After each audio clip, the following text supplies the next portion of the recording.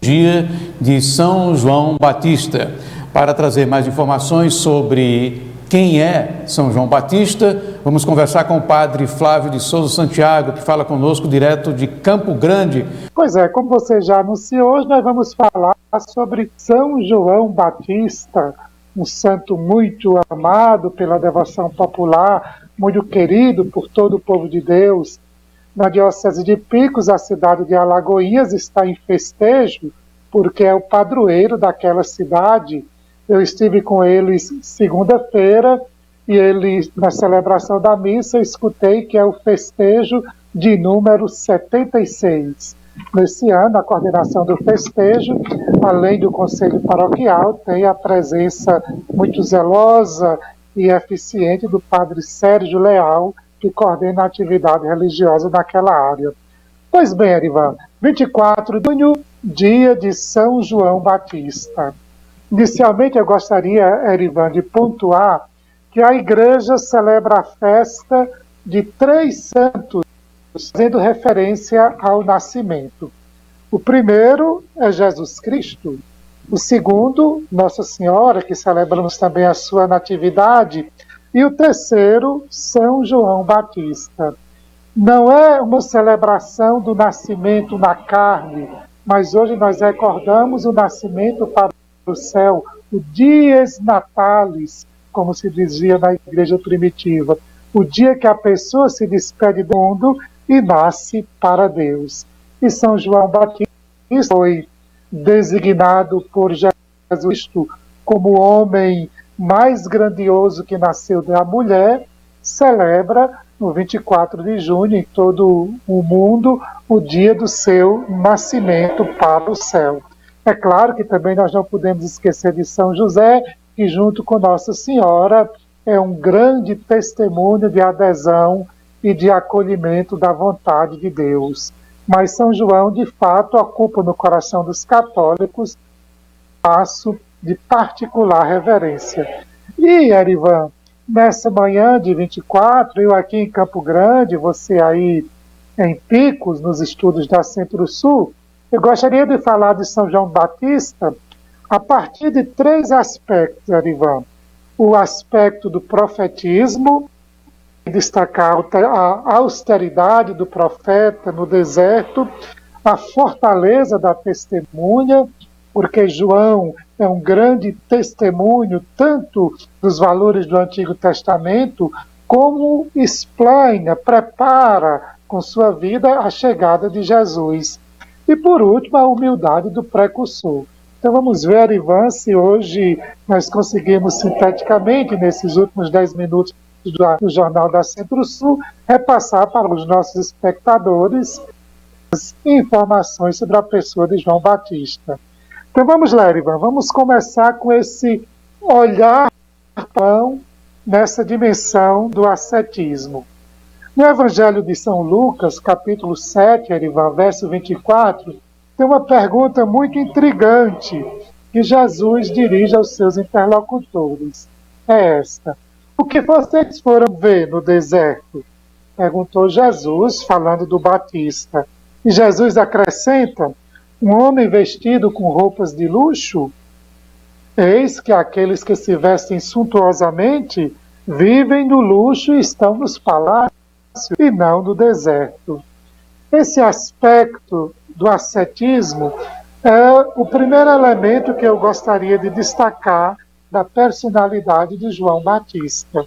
Porque impressiona, Erivan, João do deserto, marcado pelas penitências, alimentando-se frugalmente, vestido com uma pele de camelo, é um personagem delineado do ponto de vista literário de modo incrível.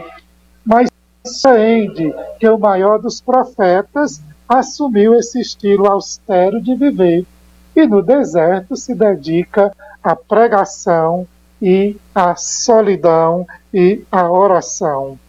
João, então, é esse homem que cultiva o silêncio no desapego de si mesmo para apegar-se, para entregar-se totalmente à pessoa de nosso Senhor Jesus Cristo. Ou melhor, para totalmente entregar-se marcar o reino de Deus, do qual ele é um dos preparadores, um dos animadores. É uma alma solitária, porque o pregador primeiro procura afirmar a própria pessoa de Deus e não a sua pessoa.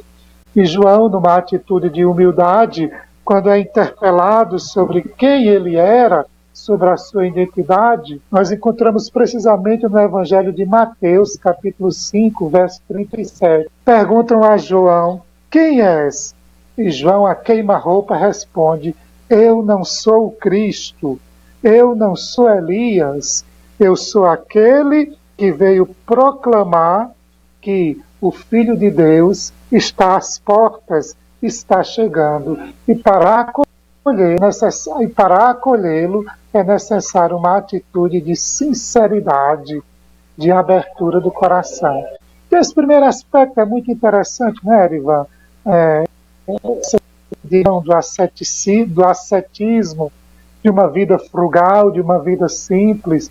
Porque nós hoje somos tanto, você há de concordar comigo, somos tanto seduzidos por uma vida de confortos, bens, de muitos meios, inclusive tecnológicos, estamos trocando o celular, ou ao menos querendo trocá-lo cada ano, sempre que sai um modelo novo.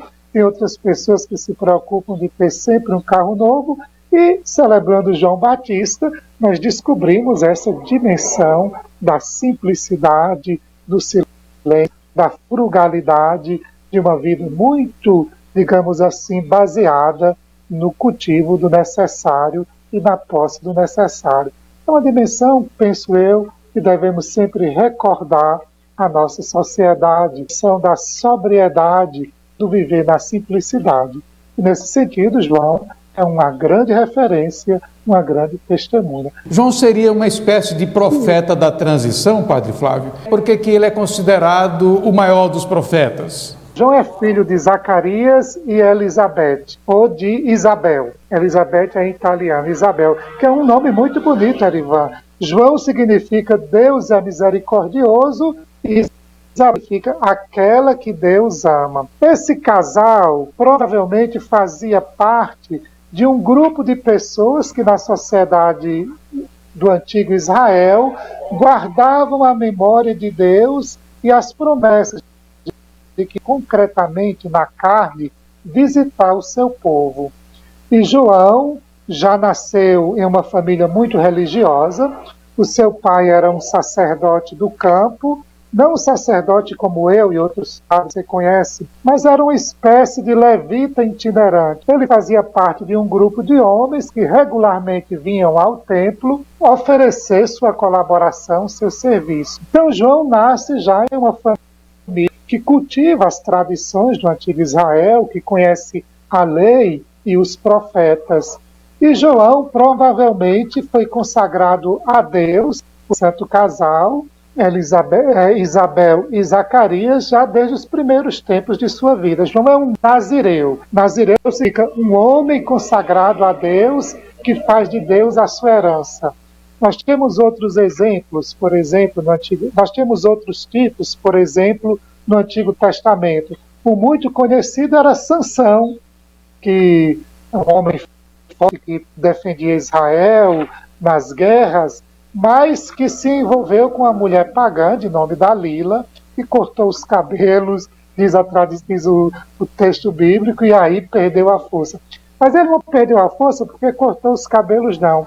Ele perdeu a força porque assumiu, digamos assim, um costume que nascia ao costume do povo de Israel e se distanciou do Deus de Israel. A história de Sansão quer dizer que um consagrado, quando se distancia da fé, perde a força, perde o alimento que ele nutre, que é o próprio Deus e a sua palavra. Então João, como consagrado, assume essa de exortar o antigo Israel para retornar à aliança, para retornar à amizade com o Deus de Israel, a viver o que o capítulo 12 do Deuteronômio diz: fazer do Deus de Israel o centro da própria existência. E como ele tinha um tipo de vida austero e chamava o povo para o deserto, que é o lugar o deserto não é só um topônimo, mas é um lugar carregado de simbolismo, onde o povo de Deus aprendeu a viver a experiência de obedecer a Deus. O povo começou a considerar João como um dos profetas, pelo estilo de vida muito sóbrio, pela palavra vigorosa, pelo chamado à conversão, pelo anúncio dos últimos tempos. É tanto que tem um texto bíblico que as pessoas perguntam a João: tu és Elias, que é o primeiro dos profetas, ou és a encarnação de um outro profeta de Israel? João diz: nem Elias, nem outro profeta. Eu sou a voz que está chamando no deserto o povo à conversão. Então, Erivan, nós podemos pensar assim, que João, Isabel e o seu pai Zacarias são como a dobradiça de uma porta.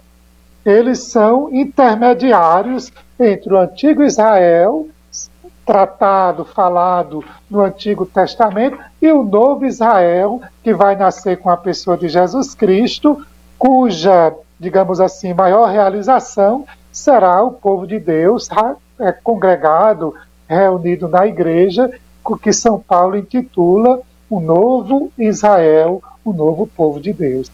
Então, ele não é profeta como no Antigo Testamento, porque no Antigo Testamento era alguém escolhido por Deus, ungido, e função política, mas é profeta enquanto a prática desses antigos, digamos assim, representantes do Israel, enquanto chama o povo à comunhão e à amizade com Deus.